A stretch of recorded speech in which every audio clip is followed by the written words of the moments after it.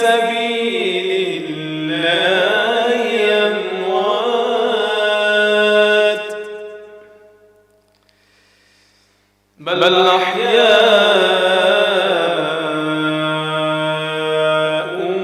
ولكن لا تشعرون صدق الله العظيم. درود صلى الله عليك يا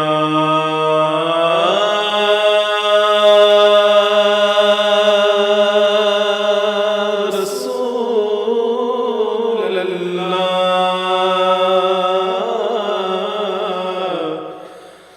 الله وسلم عليك يا حبيب الله.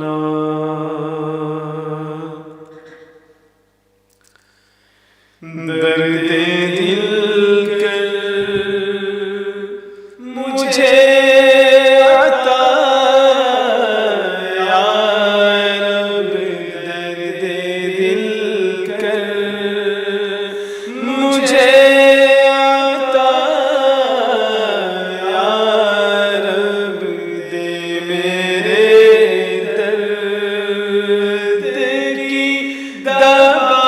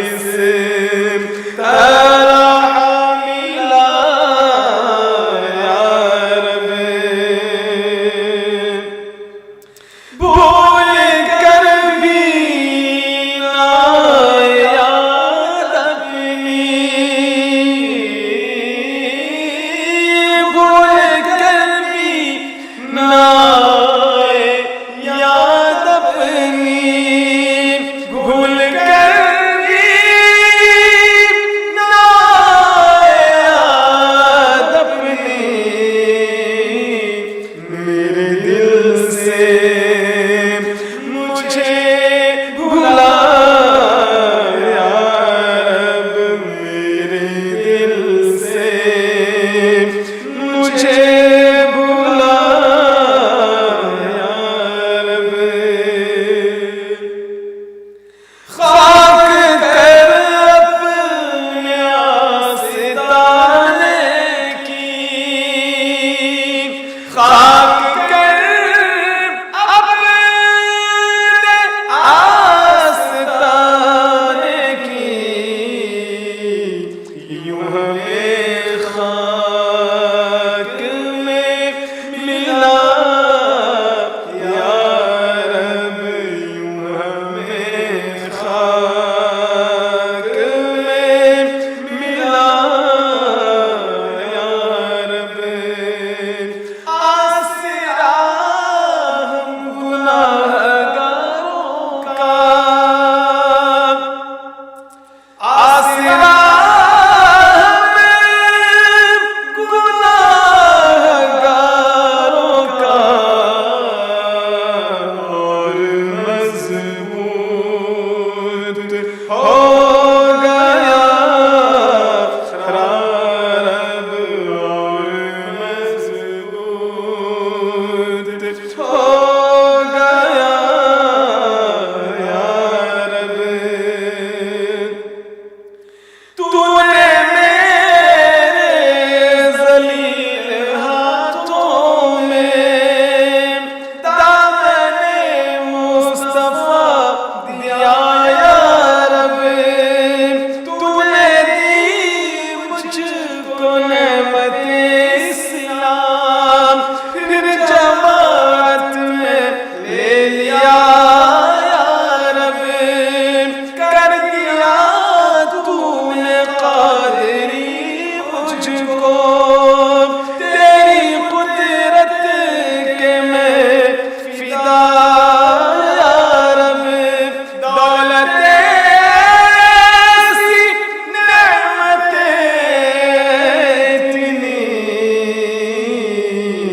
बेगरज तूने की अता या रब, बेगरज तूने की अता या रब। तू हसन को उठा हसन करके, तू हसन को उठा हसन करके, हुमल खैर खातिमा या रब, हुमल खैर खातिमा या रब। दर्द दिल कर मुझे अता या रब, दे मेरे दर्द की दवा या रब। दूसरी पढ़े सल्लल्लाहु अलैहि या रसूल अल्लाह,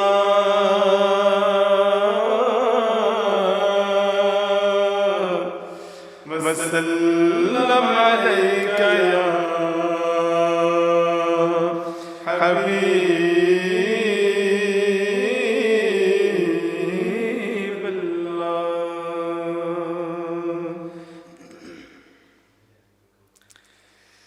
तू शाह खुदा,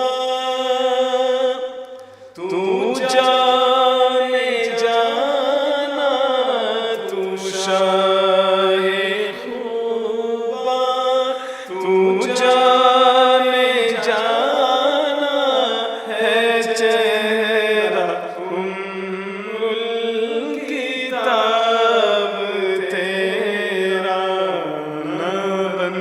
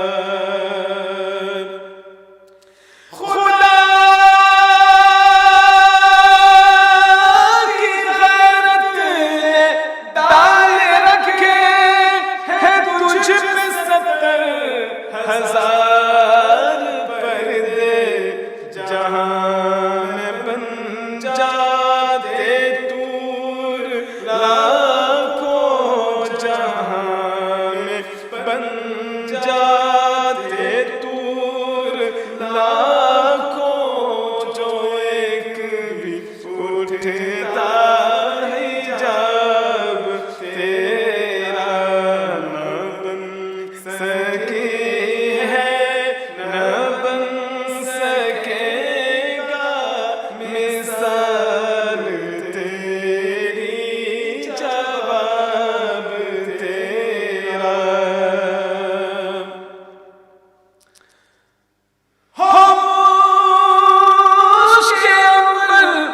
या बूए जन्नत नजर में इसकी है बेहकीकत मिला है जिसको मला है जिसने मिला है जिसको मला है जिसने पसीना रश के गुलाब तेरा न बन सके है न बन सकेगा मिसाल तेरी जवाब तेरा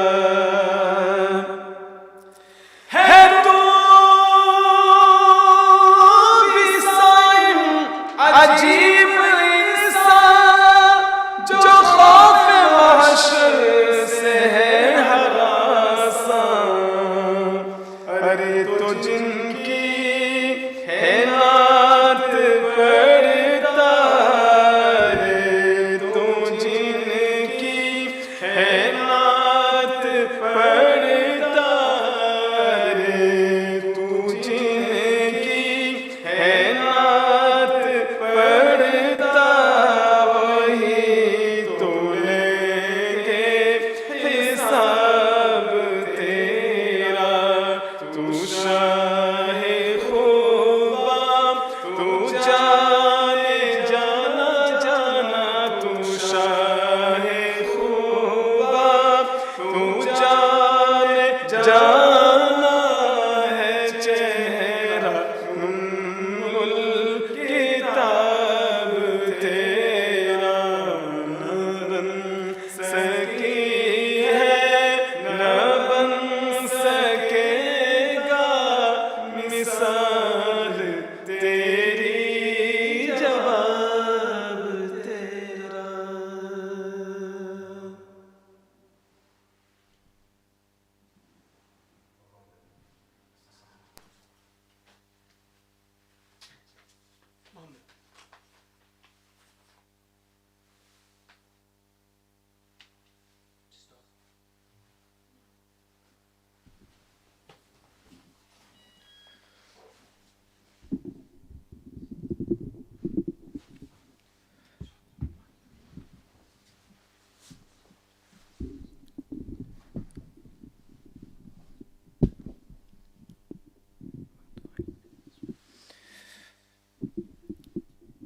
أعوذ بالله من الشيطان الرجيم بسم الله الرحمن الرحيم نويت التعلم والتعليم والتذكر والتذكير والنفع والانتفاع والإفادة والاستفادة والحث على التمسك بكتاب الله وسنة رسول الله ودعاء على الهدى ودلالة على الخير ابتغاء وجه الله ومرضاته وقربه وثوابه سبحانه وتعالى.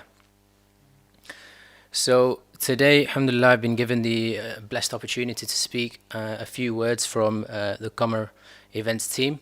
And the topic of choice that they have given me the opportunity to choose the topic, and the topic of choice that I've chosen is the spirituality of food. Now, some of you might ask, why such a mundane topic? In the month of Ramadan, there are so many topics that we can discuss, so many things that we can discuss, but why the spirituality of food?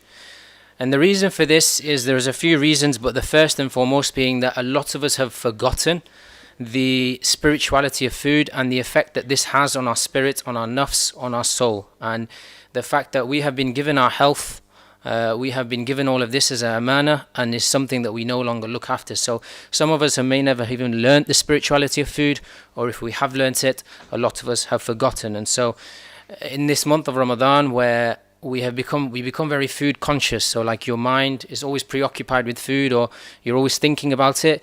I felt it was a good opportunity to discuss this and to share in the context of the Quran and Hadith the importance of deciding what you eat, how much you eat, the manner in which you eat in the context of the Quran and Hadith, and to give advice that we can implement this not only specifically in the last few weeks of Ramadan, but also inshallah going ahead. And furthermore to this, in the spirituality of food, one of the ways that I saw the importance of is the Imam al-Ghazali, one of the great scholars of Islam. He writes in his book, one of his great books, the Al-Ihya or Al-Ihya al-Ulumuddin. And this is a book of a great book, and one of the great books of Islam. And in this book there are 40 volumes, and in these 40 volumes he mentions food, he mentions eating on 3 separate occasions in this book. And one of the volumes in this book, and one of the 40 chapters of this book, is Al-Kitabul Adabul Akal. So the manners of eating, the chapter of the manners of eating. And he says in the preface of this book that of all of the chapters, of the 40 chapters, so this book is almost like a manual of prosperity, a manual of goodness and how to be good. Out of all of the chapters, one of the most important is Kitabul Adabul Akal, the manners of eating, and the importance of the manners of eating. And the reason he says this is that he says that if you have this discipline and you're able to control the manners and to control this desire and have these manners in eating and what you eat, how you eat, then God willing, you are able to apply this to all of your faith and implement these acts across the whole width of your faith. And so from this we learn the importance of the spirituality of food from Imam al-Ghazali in his book Al-Ihya al-Ulumuddin. And so we have lost a lot of this spirituality in food. We live in a very food-centric society that has lost this spirituality of food that Rasulullah sallallahu alaihi wasallam teaches us of, and even the Quran, which I'll come on to mention. The Quran mentions this too. And when I say spirituality, there's no sort of specific definition as to spirituality. It's a very obviously a complex term, but in short, the matters pertaining to the soul. So that what concerns the soul and the effect that the food has upon the soul and the nafs. And so there's 3 main things and 3 things that I'd like to share and discuss with you today. The first being the spirituality of food in the context of the Quran and the context of the Hadith. So we look to the Quran and Hadith first and foremost for guidance, and we see the Quran stipulates what we should be eating. Rasulullah sallallahu alaihi wasallam stipulates how and how much we should be eating. The second thing I'd also like to discuss is we all know the Sunnah foods of Rasulullah sallallahu alaihi wasallam, the foods that he enjoyed, the foods that he encouraged, but just as a refresher, something that I want to discuss. And finally, as I said, in the context of today and the context of our society, a very food-focused society, a small reflection on ourselves, on the society, and how we can implement change among the food that we choose to eat. And so first we look to the Quran. Allah subhanahu wa ta'ala says in Surah Al-Ma'idah, He says, وَقُلُوا مِمَّا رَزَقَكُمُ اللَّهُ حَلَالًا طَيِّبًا. So He says, وَقُلُوا مِمَّا رَزَقَكُمُ اللَّهُ حَلَالًا طَيِّبًا. And eat from that which has been provided from you, halalan, from that which is halal, permissible, and tayyib, and wholesome and good for you.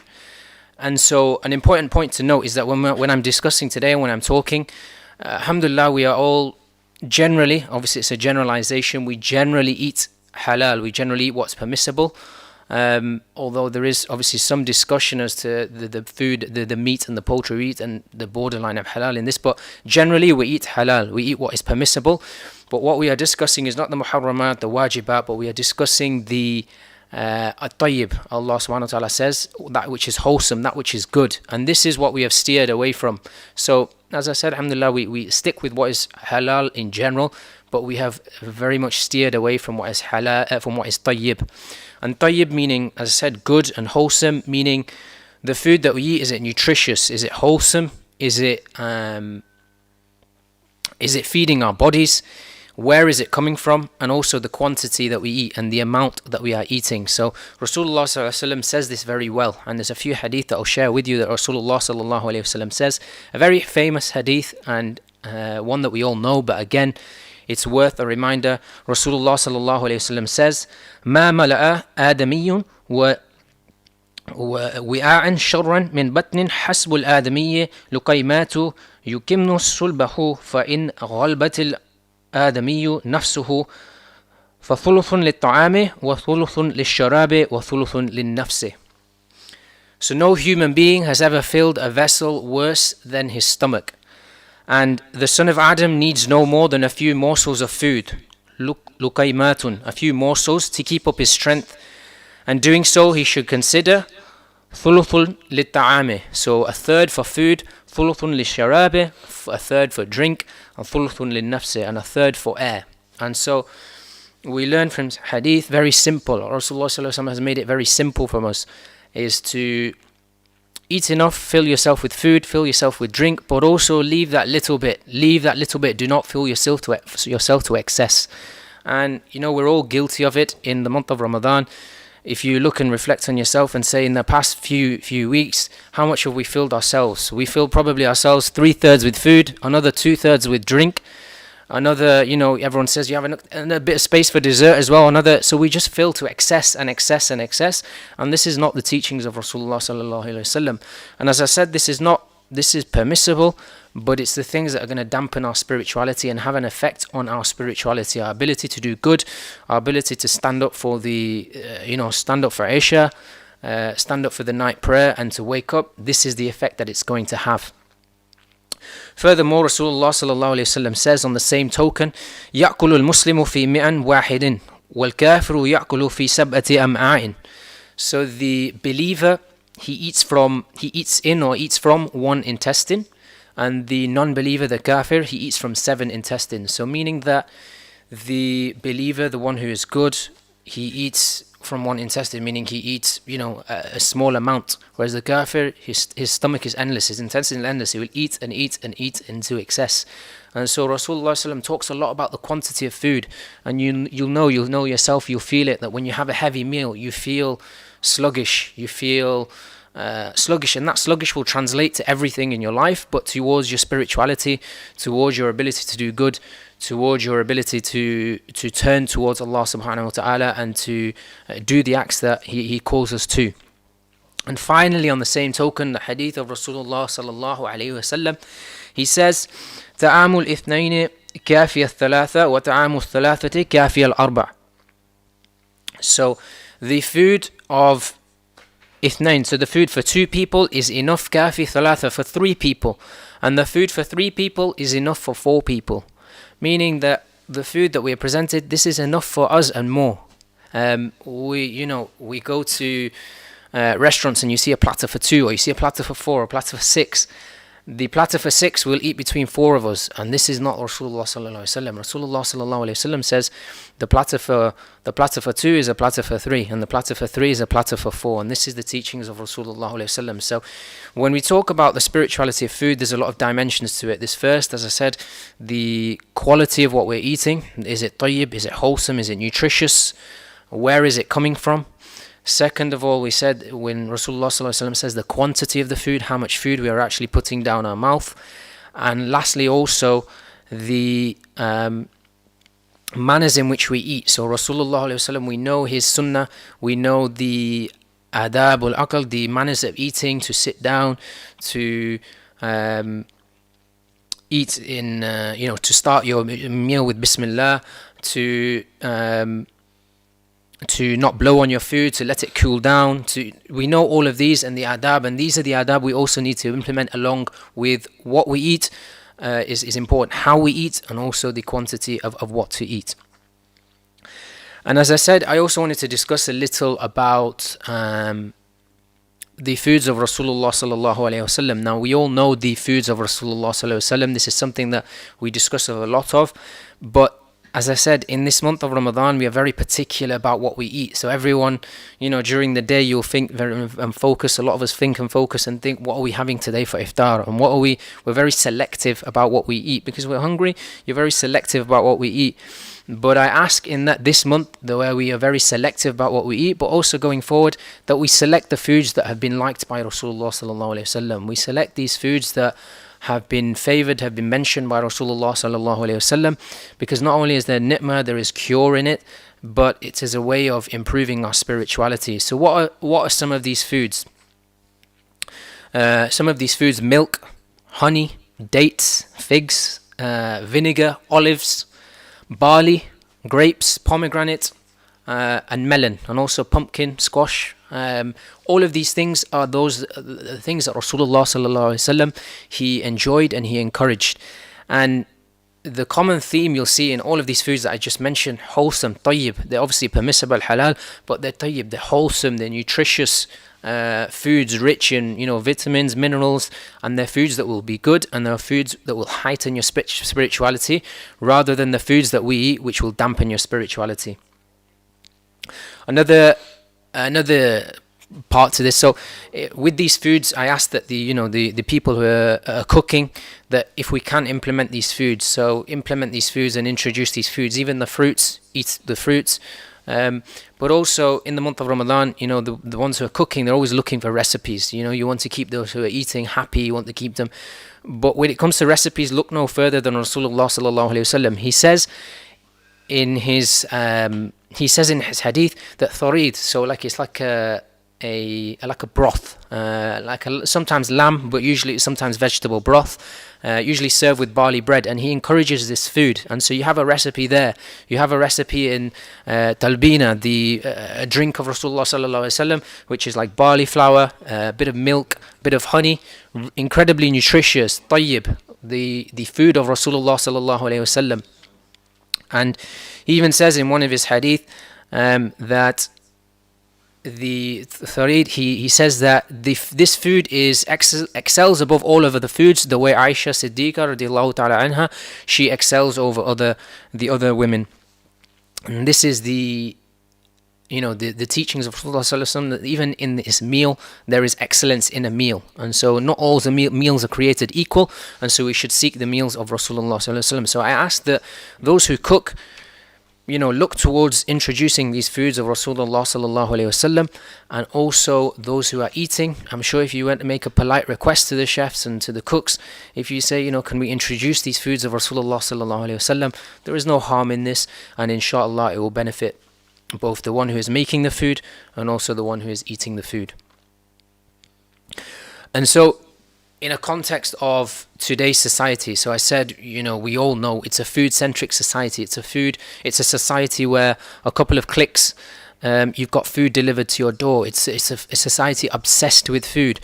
We need to look at this in the context of our spirituality and how the effect and it's damping our spirituality. You have some people, you will be sat and you're eating breakfast, and then you're thinking, what's for lunch? Yeah, that's the society we are living in. It's a food-centric society, but we need to look and think that we are a soul with a body. Okay, we're not a body with a soul. We are a soul with a body, and that we have to feed the soul and not the body. So it's like a rental car. You put enough fuel in it, and then off you go. We do not, obsess about this. You eat enough, like Rasulullah said, "Luqaymat, a few morsels. This is sufficient for you. This is sufficient for you to eat, to worship, to go out and work. Beyond this is excess." And so the body is just your vessel. It is the soul that we are feeding, and it is the soul that we are trying to heighten, and the spirituality which we are trying to heighten. And a very important point to note is that when we are eating, or when we are making the intention to eat, we often forget about this. And if you look to the book and the chapter that I mentioned of Imam al-Ghazali, rahimahullah, he says in his manners of eating is that you have to be present with your food. When you have the food in front of you, you be present with it, you pray over it, you thank Allah subhanahu wa ta'ala for it. And we no longer do this. We are no longer present with our food. And the intention that we should make when eating, or even preparing the food for the cooks, is that when the food is present, we make that intention that we eat the food so that we are nourished, and that we are nourished so that we can do good, whether it be to go out and work and provide for family, or whether it be to spend time praying, reciting, or to offer salah. So this is the intention that we need to make and to refresh each time we eat food. Even the smallest of morsels, luqaymat, we should try to implement and make this intention. And if you have this intention, every act that follows up from this meal, and every bit of energy that you have used from this meal, and every good that you have done, God willing, inshallah, we will be rewarded for all of those actions. And so this is something, and a really important thing, that we make this intention and that we are present with the food that we're eating.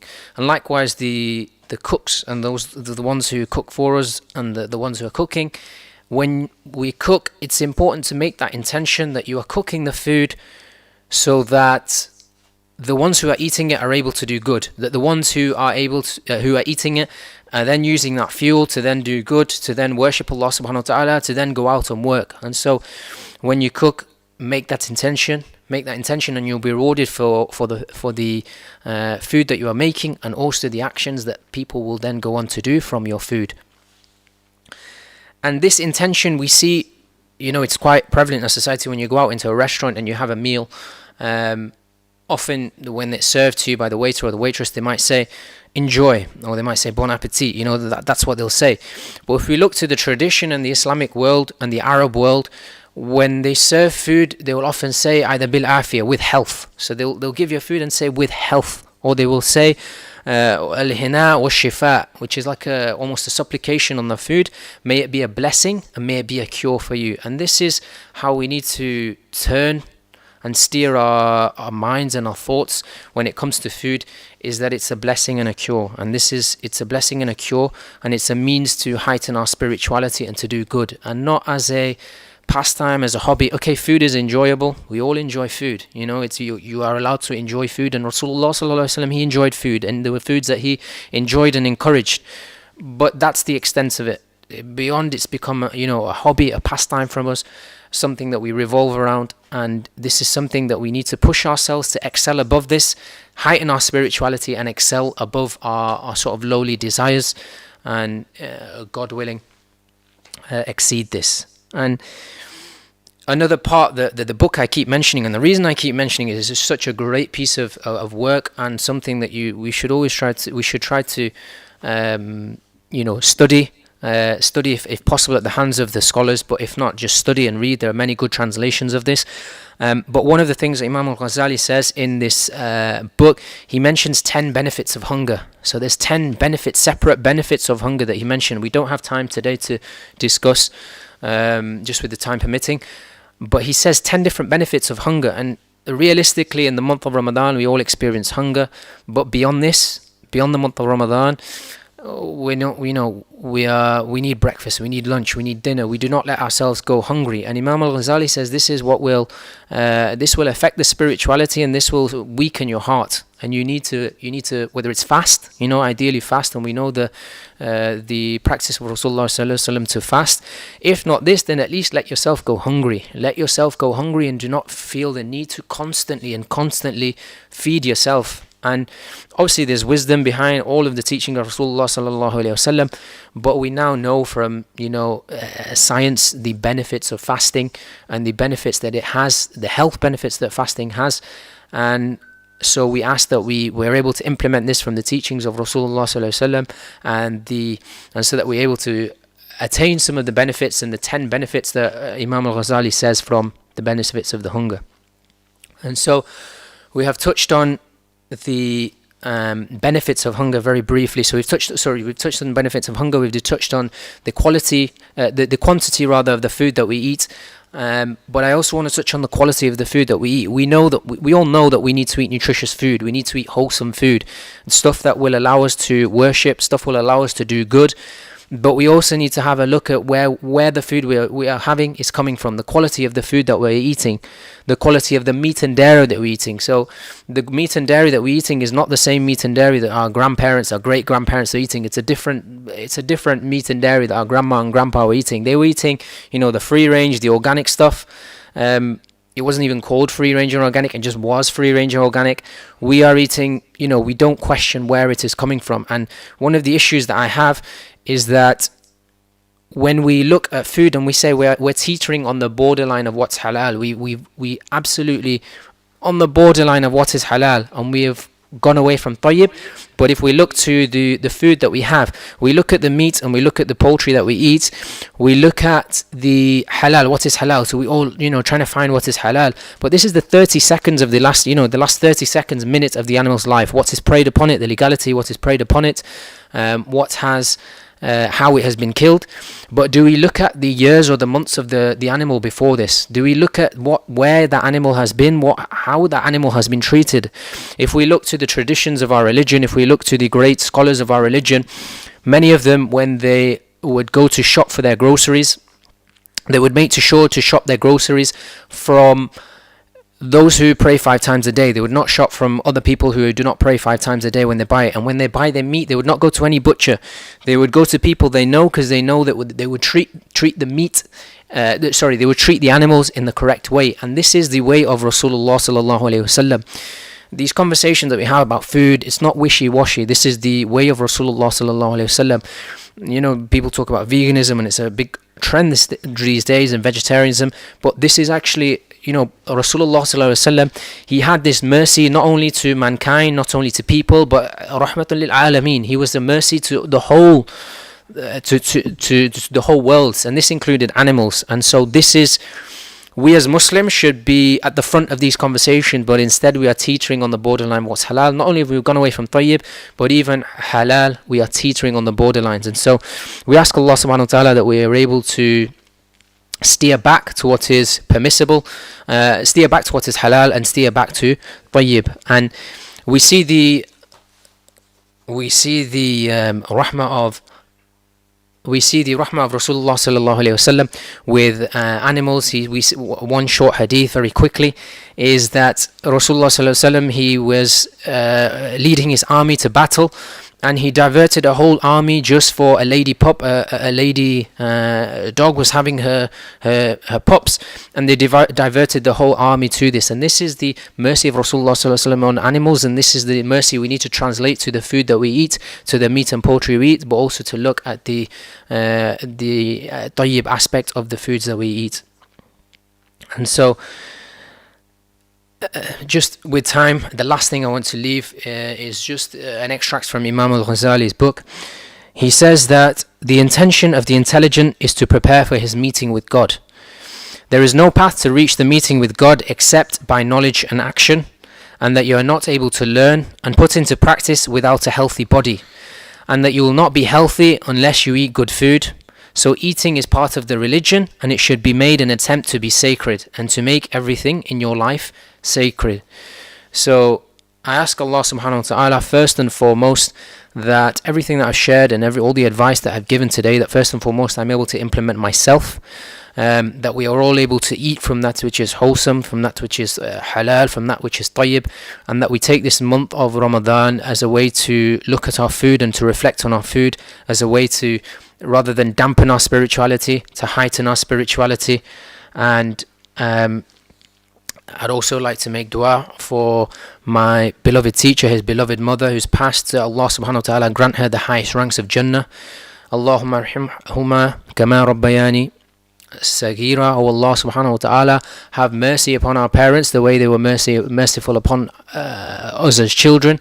And lastly, just a quick announcement you might see on the bottom of the screen. Keep donating. The Qamar Trust is working around the world and working with several countries around the world and with those in needy, so please donate. The details are on below on screen, and inshallah we'll be live at the same time tomorrow. So may Allah subhanahu wa ta'ala allow us to implement what's to be taught, and inshallah we'll finish with a dua before Maghrib.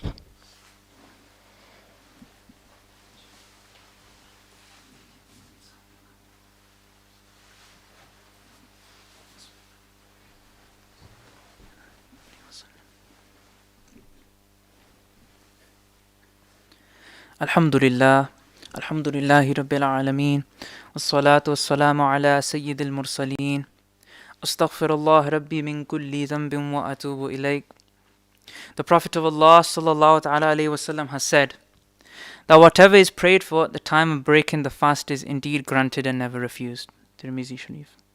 So inshallah we all raise our hands for dua at this time of Iftari. Ya Allah, Ya Rahman, Ya Rahim, Ya Malik Mawla, first and foremost, we ask of you integrity and soundness in our religion. our lives, our families, and our possessions. Ya Allah, accept our fast of our stomachs, accept our fast of our tongues, and accept our salah, our zikr, and our dua, and accept our attempts of becoming true, pious, practicing believers and Muslims. Ya Rab, pacify our fears and make us muttaqi. Ya Rahman, protect us from worldly harms. Ya Azizu, whoever has a loving intention to go Makkah and Medina, Ya Rabbana, accept their need and constantly give them the opportunities to go for Hajj and Umrah. Ya Allah, we ask you to protect us from the diseases of telling lies, backbiting, slandering, swearing, and all other sins. Ya Malik, we ask you to make us humble and appreciative. Ya Jabbar, help our Muslim brothers and sisters all over the world who are suffering from torment, calamity, depression, illness, imprisonment, debt, and all other forms of hardship. Ya Basitu, give the Qamar Academy and team and all their volunteers long lives. Give them the strength to continue their work of helping our needy brothers and sisters all over the world. Ya Rafi'u, grant health and happiness to our teacher Allama Maulana Mohsin, and give them and their family sabr. Give long lives to all the ulama of the world, as without them indeed would be lost in this dunya. Ya Kareemu, make our hearts soft and kind. Give us the mindset to give to those less fortunate than us. Give us the compassion to not look beyond their suffering, their slaughtering, and their starvation. Ya Ghafaru, we seek refuge in you from the evil of what we do. We seek forgiveness from you, Ya Allah. Ya Allah, forgive all of our saghira wa kabira gunah. Ya Wakilu, your messenger and our beloved sallallahu ta'ala alayhi wasallam has said, whoever does not give up telling lies, backbiting, slandering, Allah is not in need of his fasting. Ya Rabbana, give us the power to quit such sickness. Ya Mumitu, strengthen our iman and take our love of this dunya out of our hearts. Ya Allah, we always forget how temporary this world is and how infinite the hereafter is. Ya Allah, grant us a good life in the hereafter. Ya Qadiru, we roam on this earth trying to be the best and look the best, when indeed we forget our final abode is 2 feet under the ground. And we're going to hear the steps of our family and friends moving away from us slowly. And then the 2 most terrifying angels you created will enter into our graves. Ya Allah, open our eyes, open our minds, open our hearts. Remove the black spots of our hearts so we can save ourselves from the punishment in the grave and the punishment in the hereafter. Ya Tawwabu, make us grateful to you. Remove the greed of our hearts. Make us mindful of you and fearing towards you. Ya Allah, remove the love of the social norms that the youth have engrossed in their hearts. From zina, from adultery, from drinking alcohol, from indecency, from drugs, and from smoking any form of intoxication. Ya Allah, indeed doing so means our salah, our zikr, our dua, and our fasting is rejected for 40 days. The angels around us curse us, and indeed the punishment of these is true and unbearable. Ya Allah, protect us from this all. Ya Jamiu, give our parents health, give our parents long lives, give our parents happiness. Ya Allah, wake up those unfortunate people who disregard and disrespect their parents, because indeed the anger of the father brings the anger of you, and the happiness of the father brings the happiness of you, and indeed our desired abode, Jannah, currently lies under the feet of our mothers. Ya Allah, remove our egos and ignorance so we can serve them, so we can help them, feed them, bathe them, and inshallah ta'ala enter Jannah with them. Ya Rahim, give our parent or parents who have left this dunya ease in the barzakh. Remove any discomfort or punishments for them and forgive all of their past sins.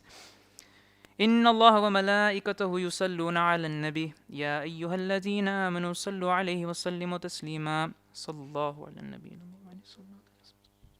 Inshallah ta'ala, the iftari time in Bolton is 8:35, and make sure that you sensibly follow the timings in your local area. Jazakallah khair. Assalamu alaikum wa rahmatullahi wa barakatuh.